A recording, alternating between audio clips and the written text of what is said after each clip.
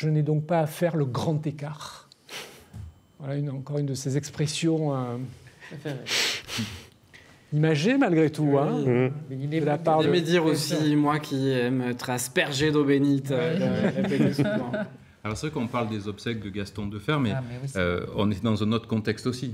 Alors on voit l'exercice, il est en fonction. Le fauteuil est porté visiblement par des marins-pompiers. Et la ferveur religieuse, je vois bien. En plus de ça. Si je vois bien. Donc c'était pas du tout le même contexte religieux. Et oui, Gaston Defferre, protestant, c'est évidemment bénol. protestant. Petite précision, mais encore une fois, je parle sur votre contrôle. Vous avez mairie, la Major, c'est Espérandieu. Oui. Comme Notre-Dame de la Garde, et Espérandieu était protestant. Oui, tout à fait. Voilà. Vous voyez le cercueil porté par des marins-pompiers qui est en train de pénétrer dans la cathédrale de la Major. Claude Bertrand, derrière. Ah, voilà.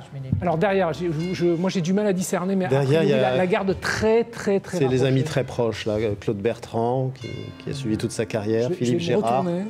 Avec Claude Bertrand, qui a été son directeur de cabinet, mais avec qui il a cheminé depuis le début de sa carrière politique. Dès le début, dès qu'il est élu conseiller municipal. Ils étaient absolument indissociables et évidemment, Jean-Claude Gaudin lui doit, j'allais presque dire tout.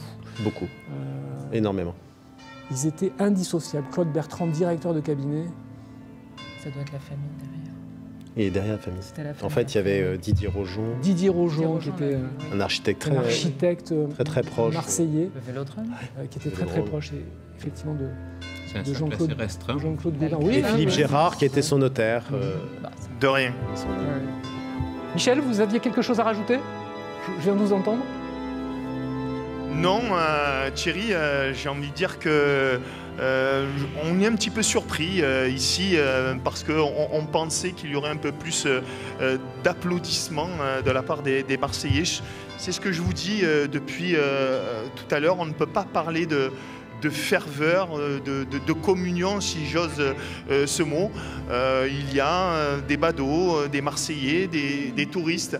Mais on ne peut pas parler de foule et de réelle émotion ici. C'est mon sentiment, en tout cas, devant la cathédrale La Major, alors que la cérémonie va débuter d'un instant à l'autre. Merci Michel. Sur ce sujet, je reviens à ce qu'on disait tout à l'heure avec Léo. Certes, il avait peut-être des contacts aujourd'hui avec la classe politique en place aujourd'hui, mais je suis désolée, dans le cœur des Marseillais, le jour où il a quitté la mairie, les choses ont changé.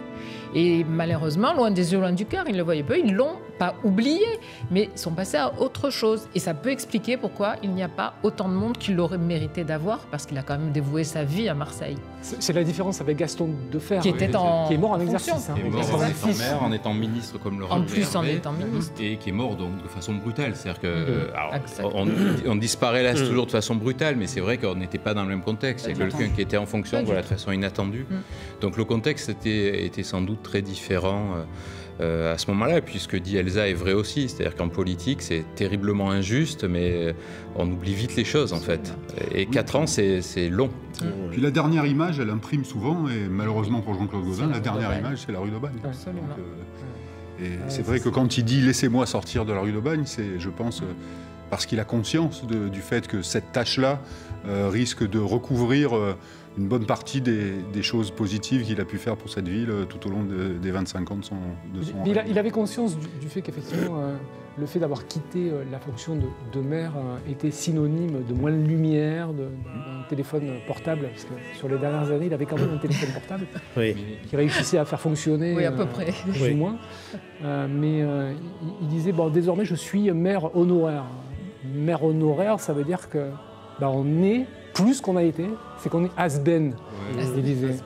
Mais il avait conscience de ça. Je me souviens de parler d'un échange avec lui, où j'ai dit, mais vous allez faire quoi? Il m'a dit, bon, j'irai un petit peu à l'Académie de Marseille, j'ai des amis.